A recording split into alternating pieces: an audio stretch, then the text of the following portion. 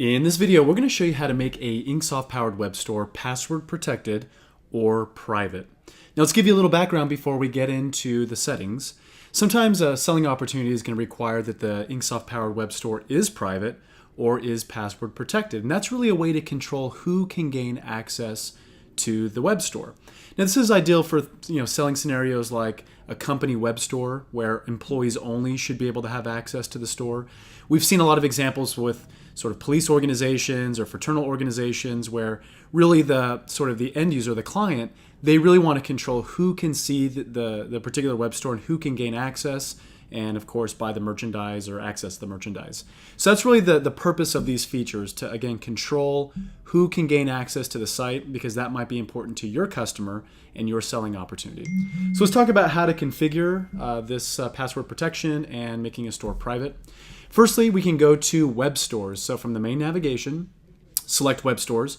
You're going to want to navigate to the web store that you wish to password protect or make private. And of course, you can click Edit this store from the right-hand side when you're in the Manage Web Store area. Now, once you're at the particular web store, you're going to go to Store Settings. And from Store Settings, you can expand the Options area. And once you do that, notice you have the ability to show in store list. That means that your main InkSoft powered website, where it shows stores, if this is selected, that means that this store is going to report and display in that store sort of directory. So if you want to obscure the store altogether from being even publicly viewable, you might choose to deselect Show in Store List, and that's not going to show in your store directory. Now notice the option where it says Store Private. You can see it can be public, which means anybody that navigates to that store can access it with no problem. You also notice the ability to make it private.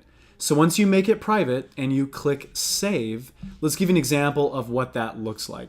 So a private store can only be accessible to a shopper that has an account, meaning you can create an account in advance and they have to log in with their email address and their password in order to gain access to the site. So the definition for a private store is they have to be set up as a sort of an account in advance of going to that store.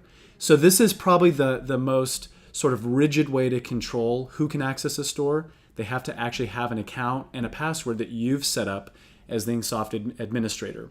So really tight control. This is probably the least commonly used option because again, this is rigid. It means they have to have an account.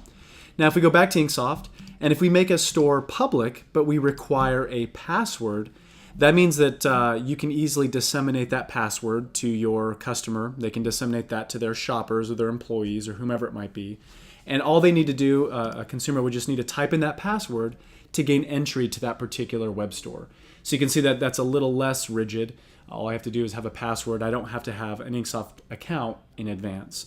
So again, private requires a login and an account established. And then a password just requires the entry of the password to sign into the website to get access.